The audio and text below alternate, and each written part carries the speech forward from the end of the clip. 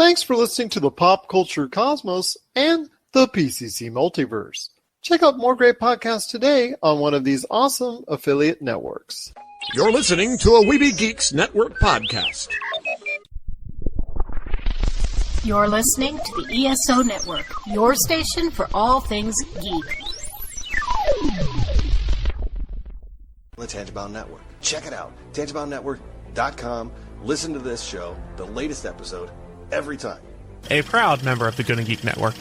The opinions expressed are those of each individual. Check out all the other geeky podcasts over at GonnaGeekNetwork.com and get ready, because geekiness begins in 3, 2, 1. On this week's episode, the Joker wins big at the box office.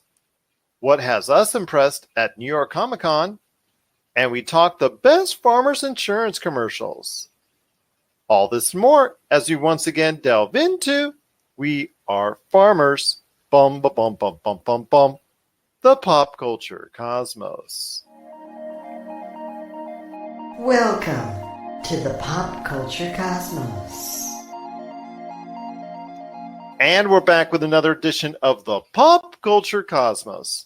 This is Gerald Glassford from Pop Culture Cosmos, Game Source, Inside Sports Fantasy Football, and the Lakers Fast Break podcast coming right back at you here. Thanking you so much for listening to our entire list of awesome podcasts. But it wouldn't be a Pop Culture Cosmos without my good friend. He's our own J.K. Simmons of Pop Culture Cosmos. You got to check out what he's doing today at popculturecosmos.com, popculturecosmos.wordpress.com, Humanican Media, his awesome show Topicocalypse, and of course his brand new book, which you got to check out today. Congratulations, you suck. It is my good friend. It is Josh Peterson. We are farmers. Bum, bum, bum, bum, bum, bum, bum.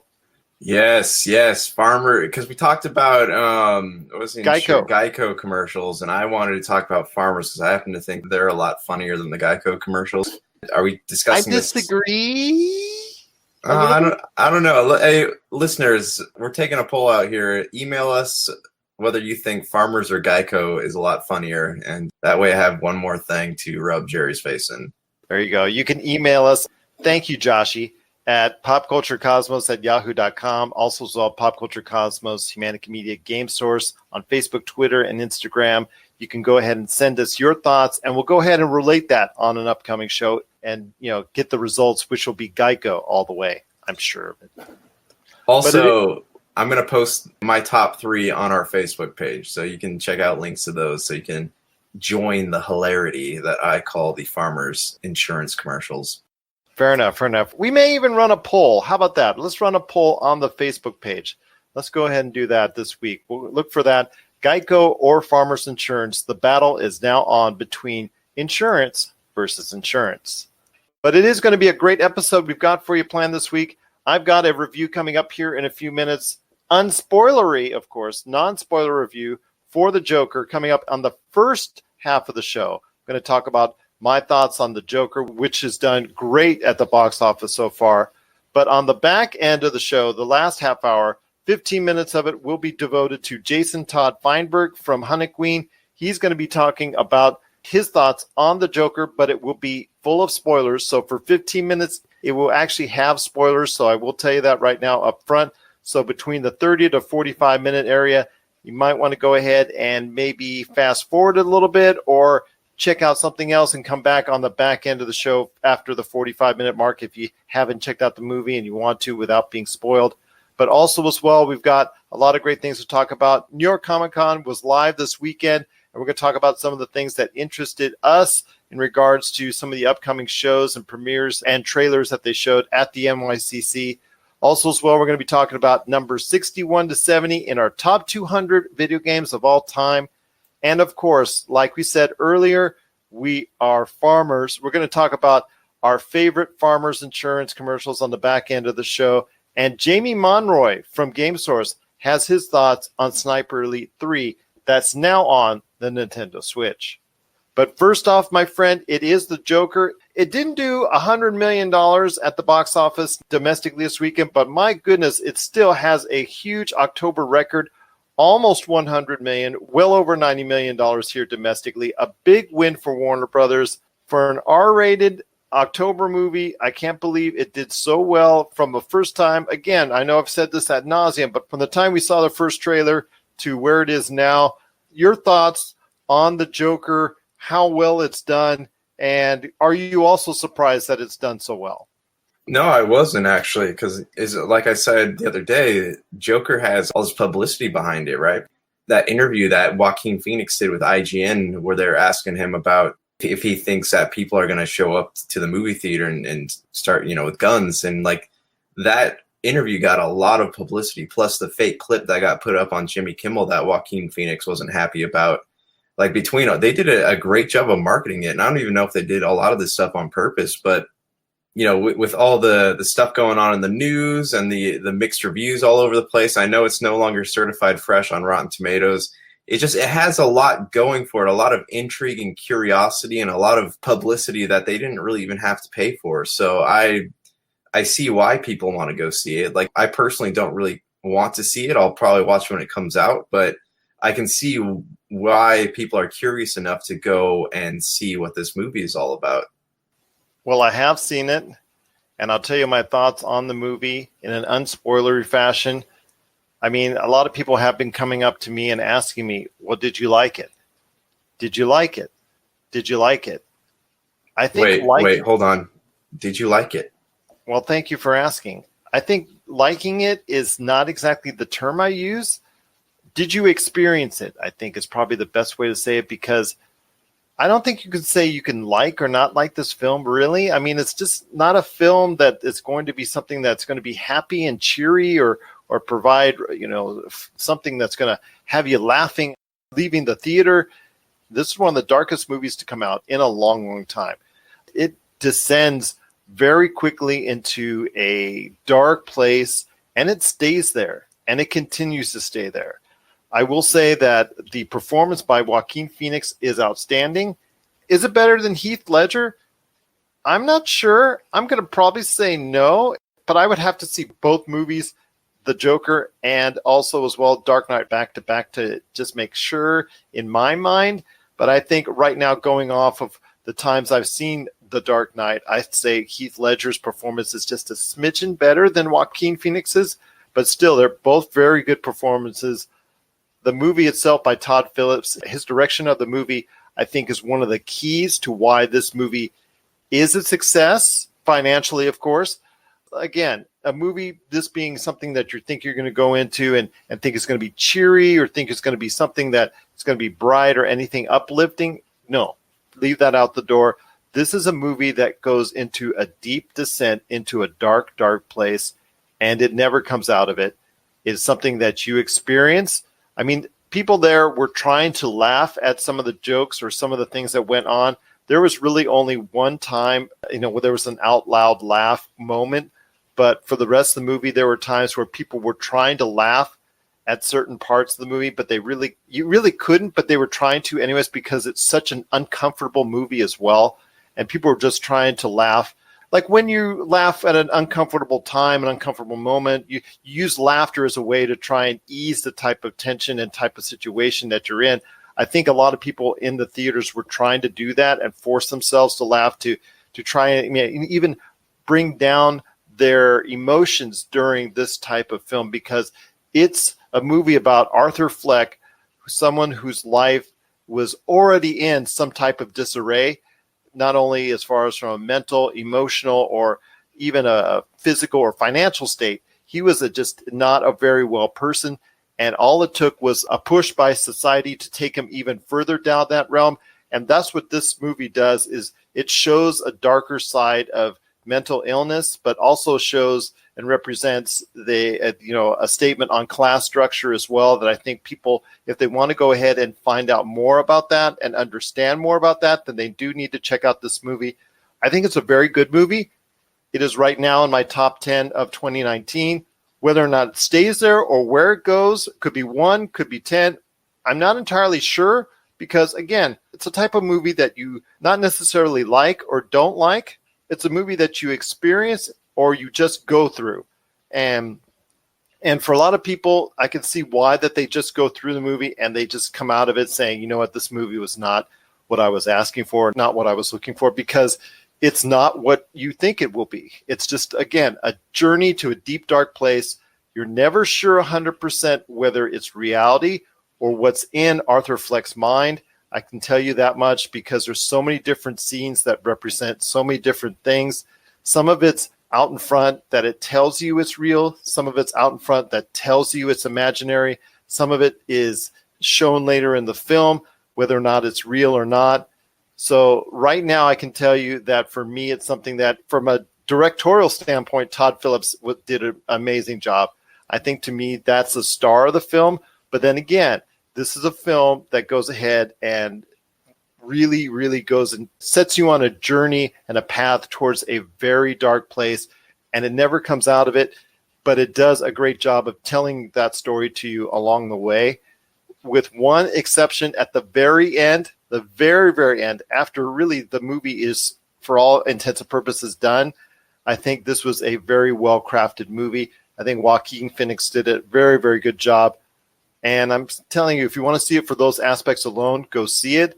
But if you want to go in thinking yourself, okay, this is going to make me, just going to go ahead and check out a good movie. It's going to put me in a good mood for the rest of the day, or I'm just going to go ahead and check it out as far as something, maybe as far as an escape or as far as something for entertainment.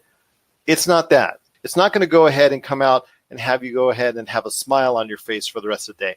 What it is going to do, whether you think it's good or whether you think it's bad, it's going to have you coming out of that theater and make you think. And I think that's what it does a great job in doing. All right, cool. Well, final verdict score. You got a number out of 10 here? A number out of 10. I knew you were going to press me on that. Again, I can't say whether I liked or didn't like the film per se. I think I experienced it. It would probably be the best way to say it.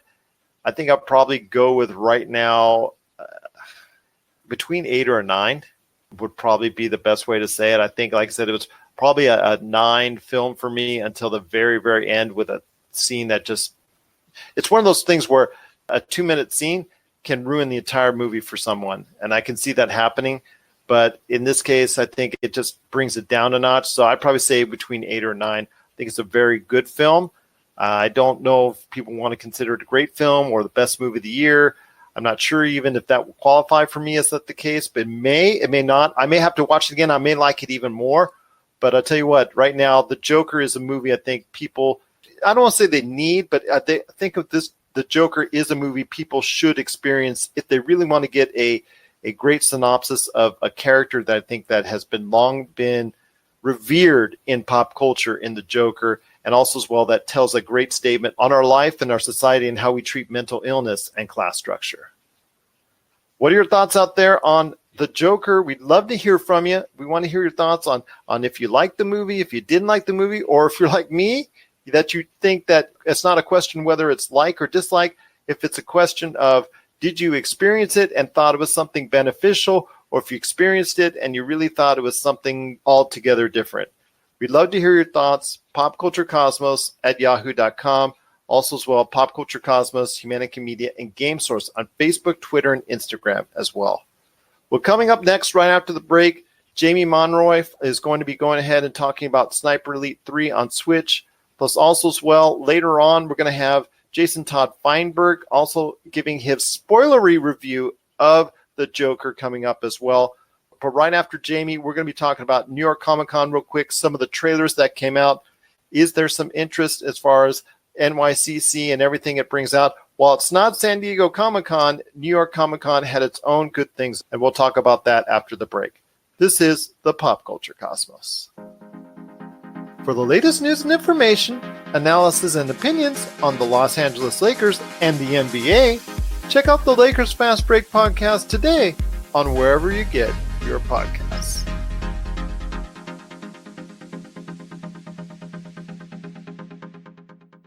All right, and we're back with the show. It's Gerald Glassford coming right back at you here with my good friend Jamie Monroy from Game Source. He's here stopping by to talk about Sniper Elite 3. It's now been ported to the Nintendo Switch. So I ask you, my friend, your thoughts. Is it a good match, Sniper Elite 3 and the Nintendo Switch? It's not a horrible match or a bad match at all, but the fate of Nintendo ports, be it what it may, On this one, I can say they did not suffer on the multiplayer aspect, which is good for them. They needed that strong multiplayer aspect, I think, for the Switch. Because in my opinion, there hasn't been a huge game besides like Smash, Mario, that have brought that multiplayer feel. The only problem I have with Sniper Elite 3 Ultimate Edition on the Switch is that it's the same as before. You got to port to the Switch, just like Diablo, and it's the same thing that we've all played 3 or 4 times, because there's been how many different ports or rehashes or gold editions or ultimate editions, legendary editions have been out, that we've all played this. Why they didn't go with 4? Why they went backtracking to 3?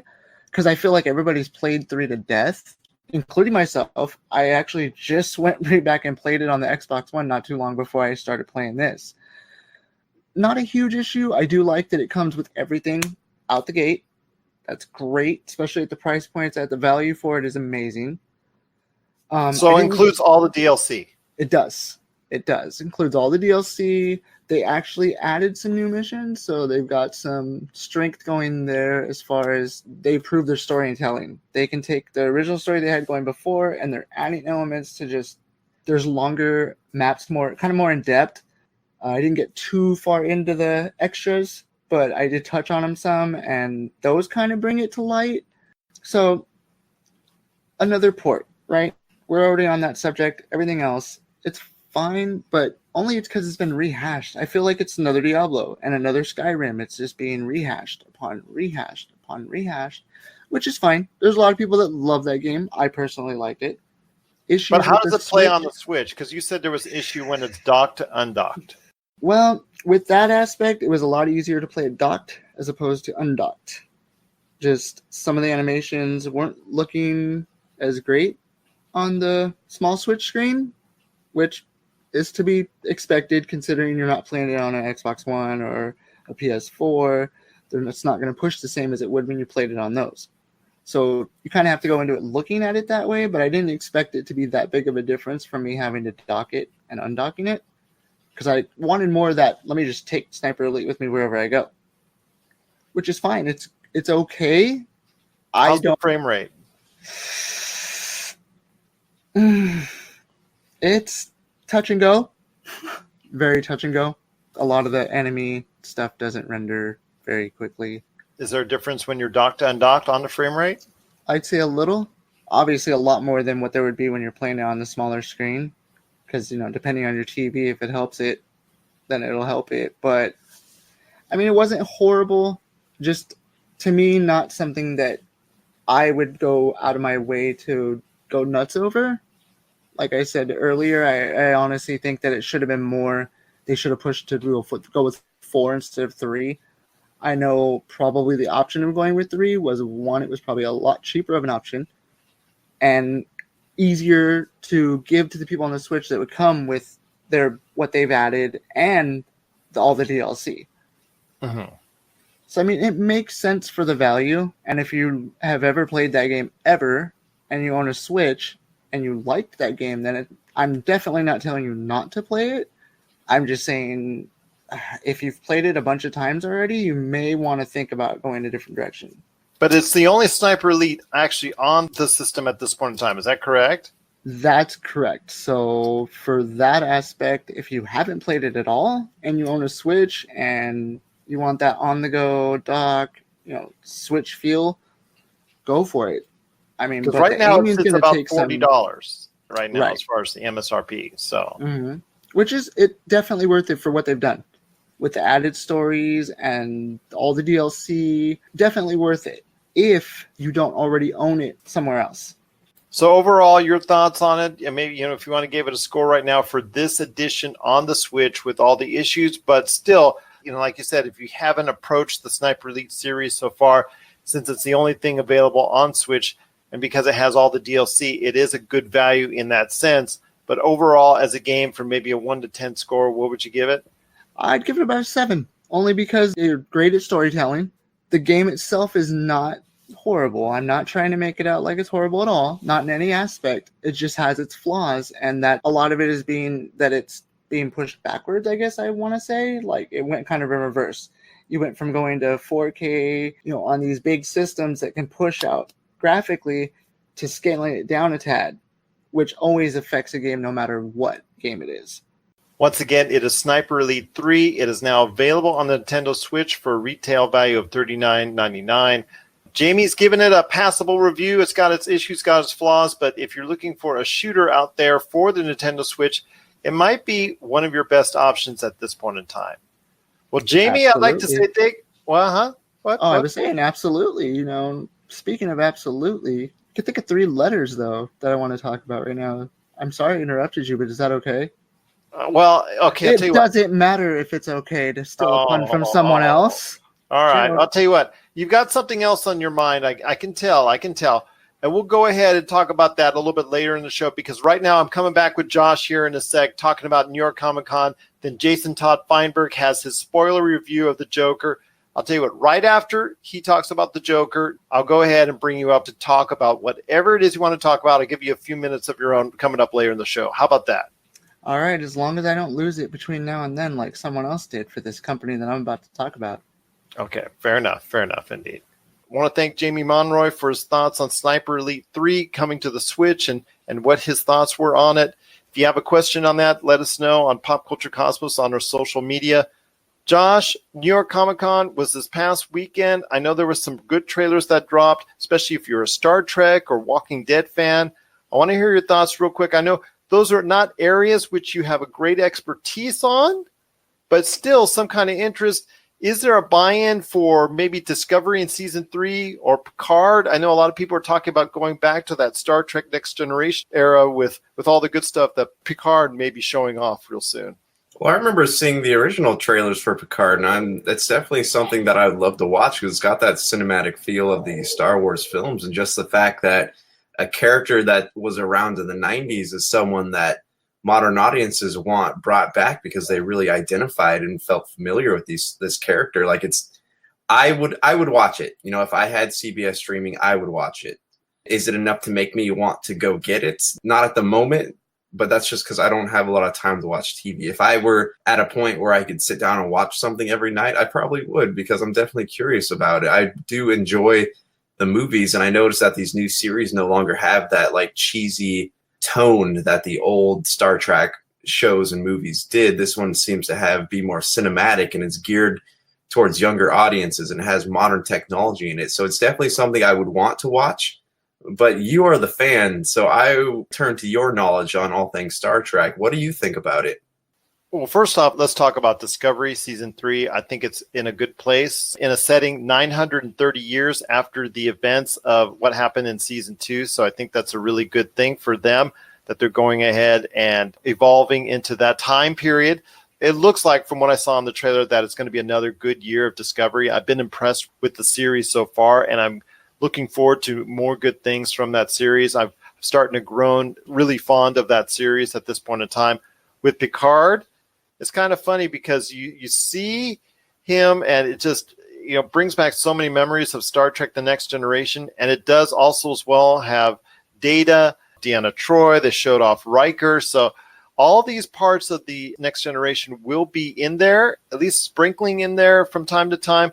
But it is Picard's show, and he is the central figure. And along with the girl that he's going ahead and trying to save, this is going to be something that might be relatable to a new, pardon the pun, generation of fans, because it looks good. It's combining what there were good things that were about Star Trek Next Generation. And if you also include Jerry Ryan, who's coming back as 7 of 9, it's very interesting to see her dynamic in there. But with all these characters already known from the Star Trek universe, but combining them with a group of individuals that we saw in the trailer that are fresh and bring a new perspective on it, it's going to be interesting to see. And yes, it's got me hooked already because it's Picard, so we'll see how far that goes. He's coming out of retirement, it looks like, from his winery, coming back to go ahead and save the galaxy once again, or at least the girl that I guess holds a key to being a big part of saving the galaxy or something like that. So it gives you that inference of him having another mission to lead. And for a lot of people like me who have a lot of nostalgia for the Star Trek series, it looks like it's going to head off in a good direction. So yeah, I'm excited for it when it comes out in January. So I'm definitely looking forward to that. I want to ask you real quick, The Walking Dead not only talked about its new season that's here, but also as well its new series. And I want to get this from your vantage point because I've been watching The Walking Dead off and on, been a diehard, then I've been off the wagon and I've been on it, depending on the storyline. There's now a third series that they're going to go ahead and do in spring 2020 that they're going to go ahead and debut. And I tell you what, I saw the trailer today. Yeah, it looks just like what we've been seeing from The Walking Dead. I'm not sure I'm bought into it. I mean, to me, I think it's something that I think a lot of people, unless they're a diehard Walking Dead fan, it's something I don't think that they really need. No, and it's how much longer are they going to be able to ride this wave? Because I feel like Walking Dead's becoming the next Supernatural. Zombies just aren't, they're not popular anymore. It was a fad, and the fad is over. And not even the comic books have gone on this long. They are now about to go past the storylines in the comic books, if they haven't already done it. I think it's reached its end. It needs to end. It needs to tell a full story because now it just feels like audiences are getting cheated, right? You devoted all this time to this show, and there's no end in sight. There's going to be no conclusion. It's just going to run until people are getting tired of it. You're right. I'm hoping for a conclusive ending, maybe in a couple seasons. There's been rumors to that it might finish by Walking Dead season 12. So we'll see. But this new series, I think, is unnecessary, and I just don't think it tells a good enough narrative for people to care because Fear of the Walking Dead hasn't connected with the type of audience I think that they've ever been looking for. I know it's been not something that a lot of people, even TWD fans, have really enjoyed throughout the years. So when it comes to what we're seeing with The Walking Dead, I'm not sure it's going to be all that great, even though Laurie Cohen is going to come back at some point in time. We'll have to see if that spices things up for The Walking Dead and the new Walking Dead series, which is yet to have a name, that's coming out in spring 2020. Last but not least, from the New York Comic Con, I think you might like this better. I know we have talked about at one point in time the movie Snowpiercer. And Snowpiercer is something that we thought was a really good movie, under the radar movie that I think a lot of people should still like. One of the best Chris Evans movies, not named Captain America, that he's ever done. I want to ask you this, though, my friend. New York Comic Con debuted a trailer, like a background trailer of what went on and how it evolved to even get to the point of the Snowpiercer, which I think is really good, and it will tell that narrative. The only thing is, with it jumping from TNT to TBS back to TNT before the series has even started, is that a good sign for the show? Or just does it mean that Turner really has great ideas, just doesn't quite know which network that it will benefit the most from? It took a little bit for this show to get made, if I remember correctly, right? It's been flip-flopping between TNT to TBS. While it's been in pre-production, Turner Networks has had the rights to it. They just couldn't decide which network it was going to ultimately be on. I think as of this recording, I think actually it's going to be on TNT, but we'll have to wait and see when it finally comes out which network it ultimately goes on. But to tell that background of how it happens, where the world decaying and all that, to show the early start of the structure of how the train cars are at and how it came to be. If you've seen the movie, you understand what I mean. But I think Snowpiercer could be a TV series that, like the movie itself, is something that could go under the radar, but could be a very good thing to watch. So yeah, I'm excited to watch it. Like I talked about this, right? We talked about Snowpiercer, and it was a really good movie. It was a sleeper hit, and it really, like, it's one of those movies where the whole thing takes place in one location. Really cool idea. Love the concept. My question would be, do you think there's enough content there to stretch out into an entire series of episodes? It would have to be like maybe a max 12 episode season. I couldn't see it going 22 because then it really gets drawn out. You can only tell the story within the context of so many train cars. Yeah, because there's 1,001 train cars as explained in the teaser trailer for Snowpiercer, and you really can't go outside because outside is supposed to be frozen. So if that's the case and you're within the confines of the train itself, then to tell the story and tell the narrative in a correct fashion, I think maybe if you keep it 8 to 12, I think you could really do a good job within the confines of that truncated season. How many seasons do you think it could run? Max, I'd say 3 or 4.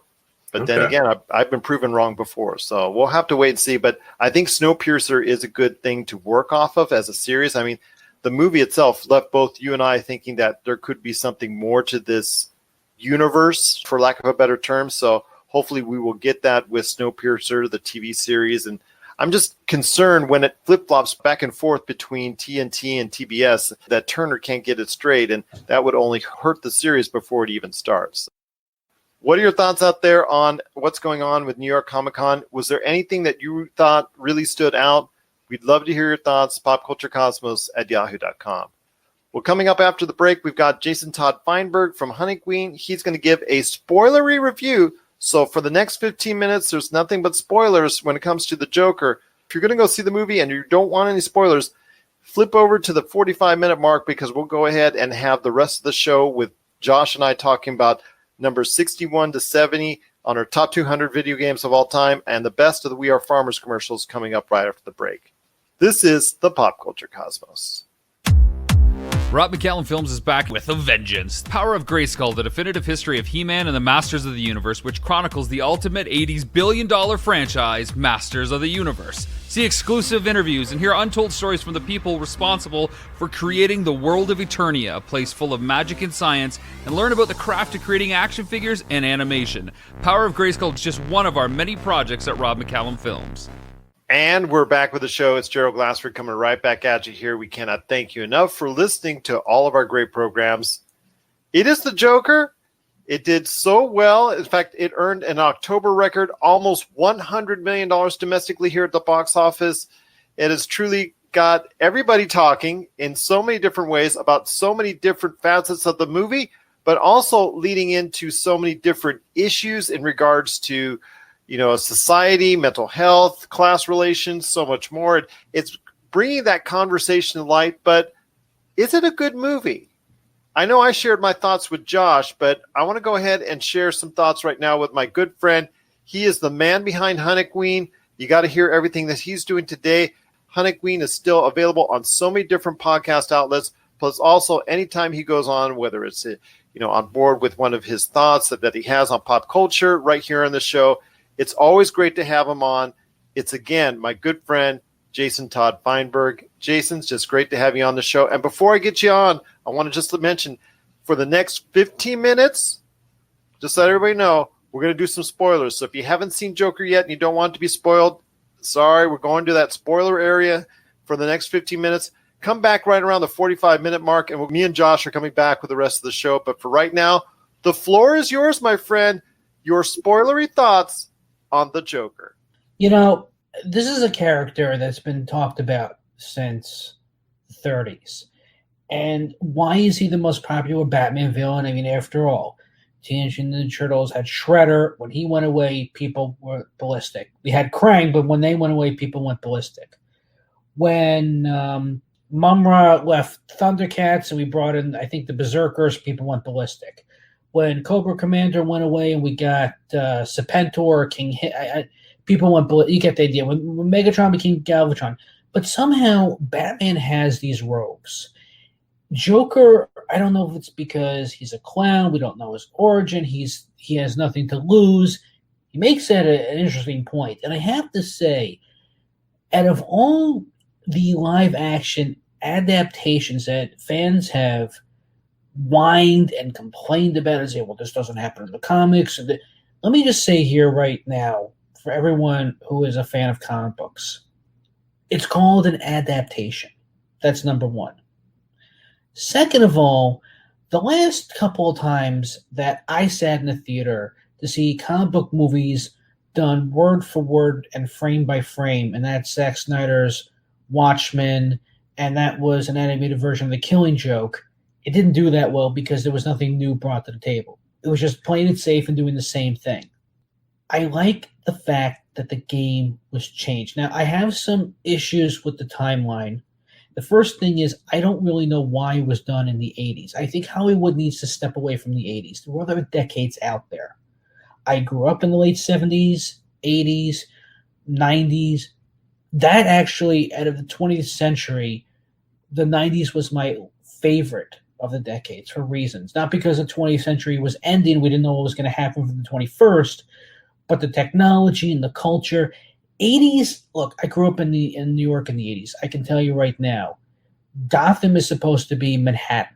And that was discussed years ago. And I think because Bob Kane was afraid to make it Manhattan, he called it Gotham. But it has been confirmed over the years that sometimes it's either Manhattan, Chicago, or Detroit. But it's any major city that just back in the day, crime was bad and, vigilante justice reigned supreme.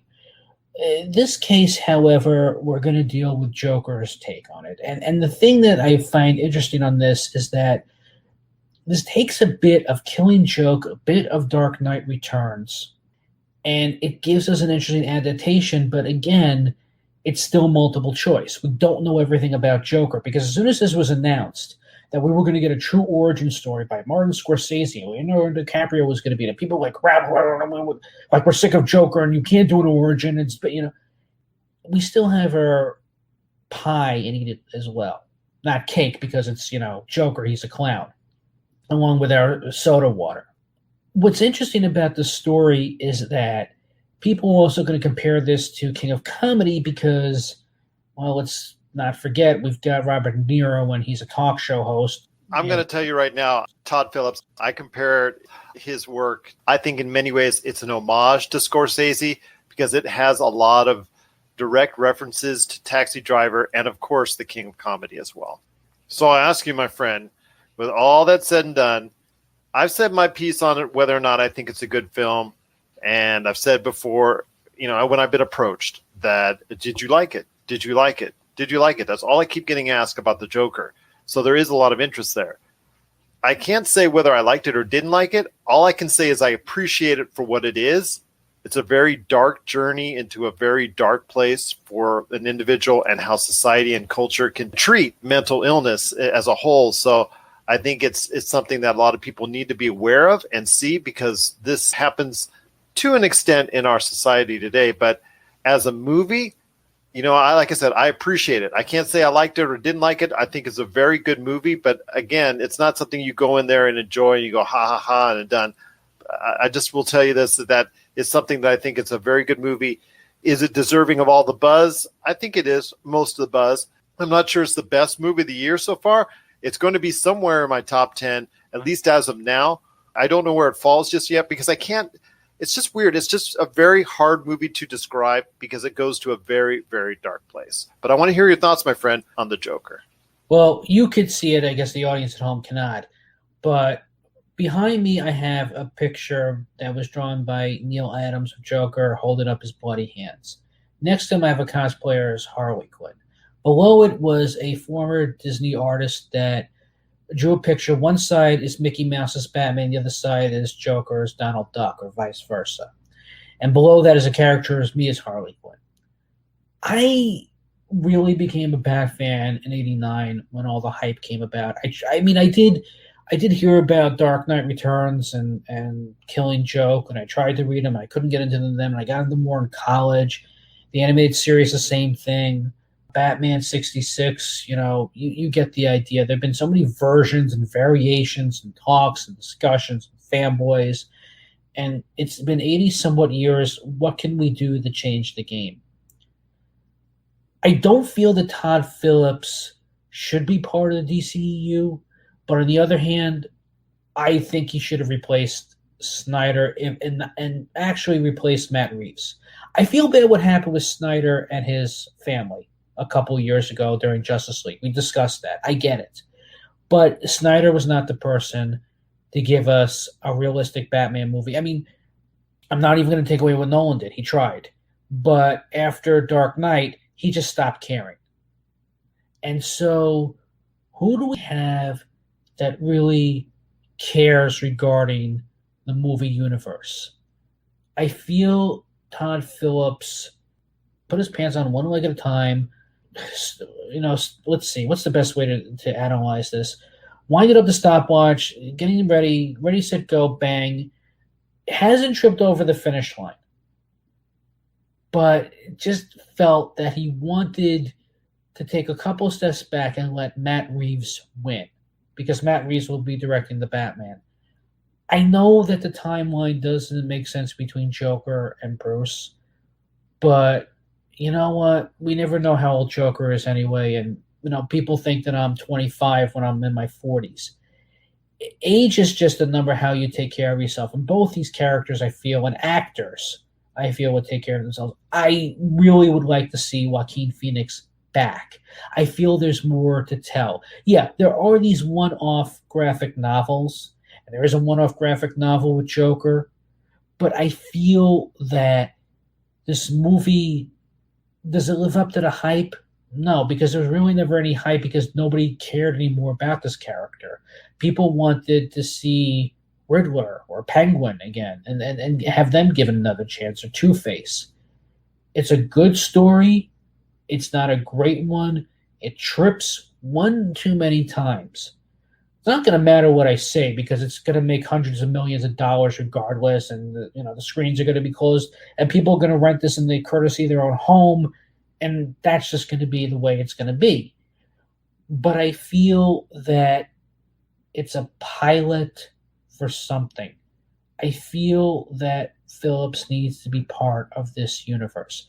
I feel that Joaquin Phoenix needs to be part of this universe.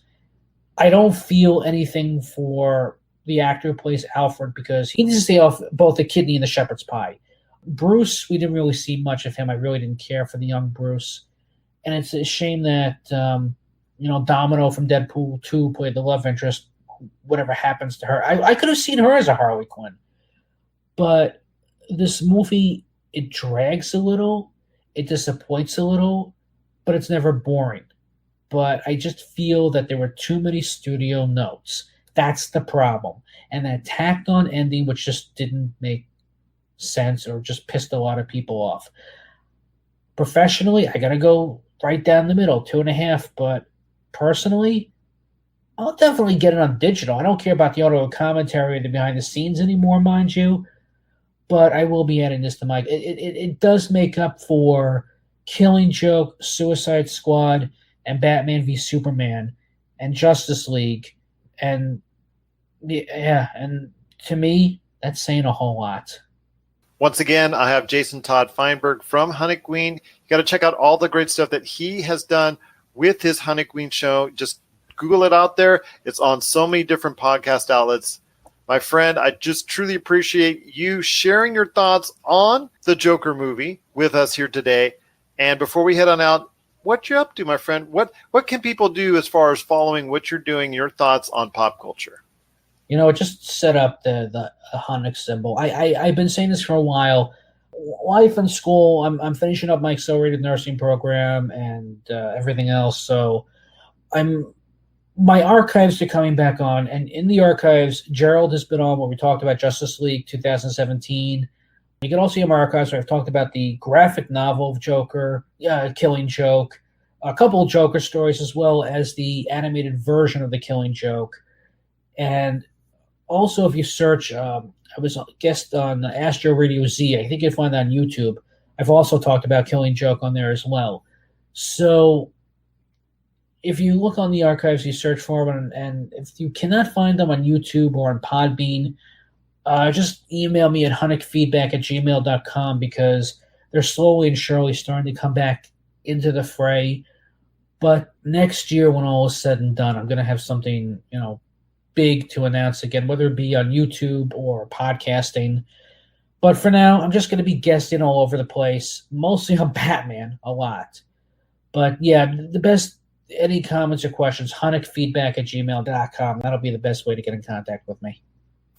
Once again, he is Jason Todd Fineburgh from Hunnicween. Just type in the words HUNNIC, and it comes right up for you.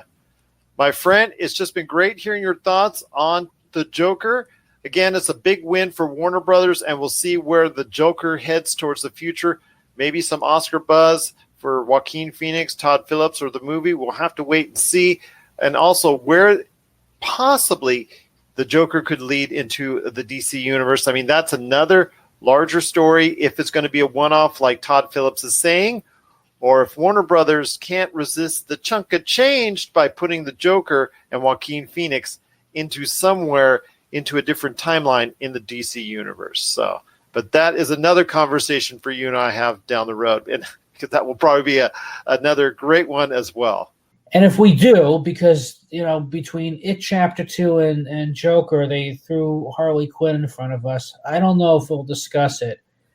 I don't like Margot Robbie. She hasn't improved, and I really don't care. But I guess if we do discuss her, I'll be there. I mean, I love the character. I love the comics with Amanda Conner and Jimmy. I don't love Margot Robbie. I don't think she respects the character the way that other incarnations have. That's all. Well, we'll have to wait and see when Birds of Prey comes out in February. Cannot thank everybody enough for being a part of the show. Again, as far as people watching, people sending in their comments. Tell you what, Jason, you've just been incredible as always. As you know, I just value and appreciate your opinion every single time you come on the show. Again, if you have any comments for Jason or I, you heard the Gmail address for Jason. For us, it's at Pop Culture Cosmo on Twitter. Also, as well, Pop Culture Cosmos on YouTube. And, of course, you can send it to us as well on Pop Culture Cosmos on Facebook and Instagram as well. My friend, it's just been great having you on the show again. The Joker's running wild all over the U.S. and all over the world at movie theaters right now. And, again, it's just so great to hear your thoughts on the Joker right here on the Pop Culture Cosmos. If you need your video game fix, be sure to check out Retro City Games. Located in Town Square on Las Vegas Boulevard or in Henderson, Nevada, Retro City Games has the cure for all your video game vices. Retro games and games for current consoles, Nintendo, Sega, PlayStation, Xbox, and more. Retro City Games has all the staples from any library and some highly collectible offerings too. So pick up a few games today at Retro City Games in Town Square on Las Vegas Boulevard or in Henderson, Nevada. Retro City Games is your video game metropolis. Okay, we're back with Pop Culture Cosmos. Jamie Monroy from Game Source is back once again. I'm going to give you the soapbox. You've got it. The clock is ticking. But the show, I'm going to go ahead and swing to you right now. Did you happen to catch Wednesday Dynamite? Well, I don't know how you felt, but to me, AEW, they came with it. I'll give them that. Good premiere. Not what I expected. I'm sure probably not what a lot of people expected, given AEW's run before going televised. When you take that kind of a show from your online streaming and such that everyone got to know on that aspect, and then kind of cookie cutter it, slap some PG, maybe teen on it, and then throw it out on TV, it changes the game altogether.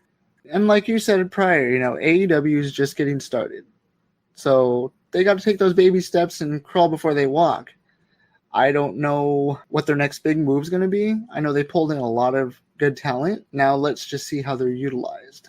All right, so you had your piece. You're off your soapbox right now. But before you get off that soapbox, I want to hear from you, man. How can people follow you on Twitter or Twitch or anywhere else they can follow Jamie Monroy and Game Source? Twitter handle is Degenerate08. Feel free to stop by. Twitch, we're looking at www.twitch.tv/Degenerate2018. Also, you can catch me on Mixer, Degenerate08. Stop by, throw some comments, tell me a game that you want to see streamed, see if we can make it happen. Absolutely indeed, my friend. So great hearing your opinions on AEW and also as well on Sniper Elite 3 on the Switch. So check out also his written thoughts on Sniper Elite 3 on Nintendo coming up on popculturecosmos.wordpress.com. Well, my friend, I want to thank, first off, Jamie Monroy for giving us that great review of Sniper Elite 3 on the Switch, plus also as well Jason Todd Fineburgh from Hunnicween for stopping by to share his spoilery thoughts on the Joker as well. If you need a listing of where we're at, because we're being played all around the world, 7 days a week on great radio stations worldwide, check out our listings today, Pop Culture Cosmos on Facebook, where you'll also see listings of many of our over 30 different podcast outlets as well. Well, Josh, you got a great thing going on with all the stuff that you're doing with Humanica Media, Topicocalypse, and congratulations, you suck. So give us an update. What's going on with the world of Josh Peterson? You pick up my book today on Amazon, Barnes & Noble, Book Locker, and some other great booksellers. And also, we are making more Topicocalypse episodes, so you can check that out on our Podbean page. And also, it's on the Pop Culture Cosmos feed as well, so definitely give that a listen. We just did a Borderlands in review episode, and there's another one going up tomorrow night. So tune in, and we greatly appreciate it. That is Topicocalypse. You can check it out today. That's TOPICOCALYPSE. Got it? I think so. I you lost me at like TOC, TOPICALYPSE. We'll go to the spelling bee later on. That's TOPICOCALYPSE, Topicocalypse. All right, my friend, we're breaking down another 10 on the top 200 video games of all time as voted on by our Pop Culture Cosmos followers. So I'll hit you up, my friend, on this. The list goes as follows. Number 70 is Mule. Number 69, Mother 3, a.k.a. Earthbound 2. Number 68, Mortal Kombat versus DC Universe. Number 67, the original Kingdom Hearts. Number 66, the original Killer Instinct. Number 65, Fallout New Vegas. 64 is Eternal Darkness, Sanity's Requiem. Number 63 is Dragon Warrior Monsters. 62 is Double Dragon 2, The Revenge. 61 is Destiny. So I want to hear your thoughts, man, on number 61 to 70. Do you have any good memories of any of the games on this list? Can I first of all just say how I love how on this Mule one you specified that it's not about people putting drugs inside themselves? Pretty much, yes. All right, so going down the list, Mortal Kombat versus DC. So when this game came out, I worked at Best Buy, so I watched, I would walk down the aisle because I worked in the warehouse, so I always had to walk down the aisle where the TVs were always blaring, and they always had the Mortal Kombat versus DC trailer playing on there because I was a big Best Buy. There's special content you get. I don't remember what it was. So I watched these trailers over and over again, and even though I know full well that I suck at fighting games, something about watching that commercial, it like subliminally got into my head, and I'm like, I need to buy this game. So I bought it on day one, took it home, played it for an hour, and I'm like, you know what? That's why I don't buy fighting games, because I suck at them. Love the story, though. Very cinematic look. Loved the, I think it was the first match I played, Batman vs. Sub-Zero. Very, very smooth combat. I love the mixture of the worlds, and it would be a cool thing. I'd love to see maybe an anime series of that. Could be interesting. Kingdom Hearts. So I actually just beat this not too long ago, last year sometime. So my first experience with Kingdom Hearts was, it was something. It was a lot of Heartless, and you're Heartless, and I'm Heartless, and it's a storyline that makes absolutely no sense whatsoever. But it was fun running around all the Disney sets and stuff like that. So eventually I will go back and finish the Kingdom Hearts series, but it's probably going to be, when I have like 6 years of free time. So Kingdom Hearts, fun game, takes a long time. Killer Instinct, this one's fun. I remember not having it, but on Friday nights, my parents would always take me to Blockbuster to rent, and then we get a pizza, and we go home and eat pizza, and I play games. Among these games was Killer Instinct. So Killer Instinct, I remember it was always one of my favorite games. Again, another fighting game. I think this was what started my adventures in sucking at fighting games, but I still remember playing it just because it was fun. I played with my friends. Fallout New Vegas, it's a very long game. Didn't like it as much as I liked Fallout 3, but it came out during a dry spell of games, so I think that's the only reason I did pick it up. Love the game, love the world. I'm hoping that the Outer Worlds has that same kind of feel that Fallout does. I know it won't be as big of a game. It was fun, for a game that Obsidian took over a property that was originally made by Bethesda. They did a very, very good job with it. Okay, moving down, Double Dragon 2. I know you have some experience with Double Dragon. I've played the arcade game. Sorry, I couldn't help myself. I've played the arcade games. They are what they are. They're no golden axe, but they're fun. And Destiny, unfortunately, I've never played Destiny. I remember I was going to, and then my friends all played it without me, and they said that it's not a good game, so don't pick it up, so I never did. What about you, though? Anything special on this list that stands out?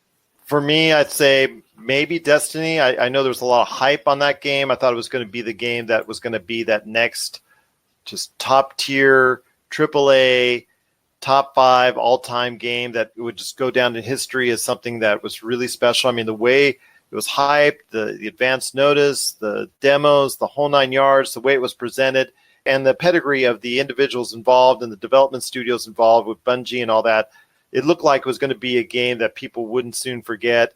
And unfortunately, it came out to be something that a lot of people did forget as soon as they finished playing with it. It's just something that it's good. So it was all right, but it wasn't something that was truly memorable that a lot of people could take away from. I know the community that was there is a diehard community that still loves that and Destiny 2 to this day. In fact, Destiny 2 is reaching the heights of popularity that it hadn't gotten to when it was released. And I think in the past couple weeks, they've come out with more DLC and more DLC that have attracted even a larger audience than it ever has, which is good because now that Bungie is an independent developer on its own without Activision or Microsoft looking down its shoulder, then it looks like hopefully they'll be able to go ahead and expand the Destiny universe for the better even more. But for me, it's something that's going to be hard to ever get back into again because I just wasn't impressed with it in the first place. And what I thought it would be, it just never lived up to what I thought it could be. With Double Dragon 2, didn't like the Revenge too much, not anywhere as good as the original. And with me, most of the games on this 10 just did not impress me at one time or another. Not a big fan of Killer Instinct, unfortunately, or Kingdom Hearts. It's Kingdom Hearts. Mortal Kombat versus DC Universe is not anywhere near the best Mortal Kombat game, but I guess out of all of them, I'd say Fallout New Vegas was the best experience for me as far as any of this 10. And I think from Obsidian, I think this is probably one of the best showcases of the Fallout series. In fact, for many, and possibly even me as well, this could be the best Fallout game they've ever released. I know that's a lot to say with a lot of people that love Fallout 3, Fallout 4, certainly not Fallout 76. That's been a train wreck that has already happened. So, my favorite Fallout game of all of them is Fallout New Vegas, and that's on this. But Fallout has never been really a series that I've gotten 100% behind. I've enjoyed my time in it, but not really considered it one of my all-time favorite series. So that's the latest list of 10 games right there for you, number 61 to 70. If you want to check out the list in its entirety, check it out today, popculturecosmos.wordpress.com. They're already up to number 1, so you can take a look at the list 10 by 10 by 10 by 10. It's all right there for you. Otherwise, you'll be hearing us complete the list right here on the Pop Culture Cosmos and our Friday show, the PCC Multiverse. But before we head on out, my friend, I got to hear your thoughts on the best Farmers Insurance commercials that you've ever seen. All right, well, my top 3 are the Hall of Claims, the swing set standoff with the moose, where the moose is just running into the swing set. Love that. The rooftop parking was good. And also, I am a huge fan of the Rock and Wreck one because we've all done that thing in our cars where we rock out on the steering wheel, but this guy accidentally went too far and ran into a building. So I'm a huge fan just because I like J.K. Simmons a lot. The GEICO commercials are funny, but I just remember actually literally laughing out loud when watching some of these Farmers Insurance commercials. So that's where I stand on that. Do you have any favorites? For me, I agree with you on the Rockin' one. I think that's something that's very funny. It keeps me smiling when I see it. I'll tell you what, it's something that of them, because they're not as memorable to me as they are to you. I mean, for me, it's the GEICO commercials more, but I will tell you that one is pretty funny. I feel like headbanging right now as we speak. But yes, that's a good commercial. And I think it's probably my favorite. And for me, that is saying something because, again, I think I've gravitated towards the GEICO commercials even more. That style of humor for commercials seems to fit better with me. And it seems like the style of the Farmers Insurance commercials seems to fit you a little bit more. What that says about you and I don't even know because they're not even my insurance companies. So, you know what? They haven't worked to their fullest intent. So I'm not a GEICO customer and I'm not a Farmers Insurance customer. So sorry. Are you? No, I'm not. I just think their commercials are funny. I'm a Auto Club member, so... The intended effect from GEICO and Farmers Insurance, while they're good, hasn't really given us the impetus to buy and go ahead and save whatever money from either of those companies. You know, it was funny when GEICO used to do those. It's so easy a caveman can do it. Those were good GEICO commercials. I miss those. That was on my list of the GEICO commercials. So, but remember, they had a whole running series of it. Yeah, absolutely. I thought the one in the airport was the best, though. I thought that was really good. But need I digress? So this week you'll be seeing a poll on our website that we'll keep running on there between GEICO and Farmers Insurance. And one last thought before we go on out. If you get a chance, can you please go to discoverpods.com for us? It's that time of the year. The Discover Pods nominations for the best podcasts are up and running, and you can help the Pop Culture Cosmos be a part of that process. If we get enough votes, we can actually be in the running for the best movie and TV podcast that's out there, and we would love and be honored if that's the case. So if you can help us out, go to discoverpods.com and go ahead and vote for the Pop Culture Cosmos for the best TV and movie podcast. We would truly be indebted to you if you could. Or check out our listings on our Pop Culture Cosmos, Game Source, and all of our other social media outlets. We'll be posting that link that you can go right there and vote this week as well. So for Josh Peterson, this is Gerald Glassford. It's another beautiful day in paradise right here in the Pop Culture Cosmos. We thank you for listening. And here's hoping you have yourself a great day.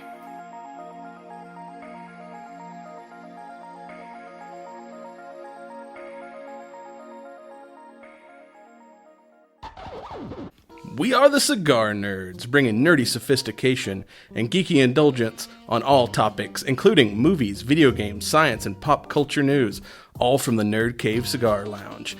Find us on iTunes, Stitcher, Google Play, and wherever fine podcasts are found, including ESONetwork.com and CigarNerdPodcast.com. So fire up a cigar, it's time to get nerdy. You're listening to a Weeby Geeks Network podcast. This has been a broadcast of the ESO Network. Be part of the crew and help support our shows by donating to our ESO Patreon or by shopping through Amazon.com or the TeePublic store, which can all be found at www.esonetwork.com. The ESO Network, your station for all things geek. Tangent Bound Network. Let your voice be heard. TangentBoundNetwork.com. Thanks so much for downloading the Pop Culture Cosmos, and stay tuned as more great podcasts are on the way. Thanks again for listening to us here at the Pop Culture Cosmos.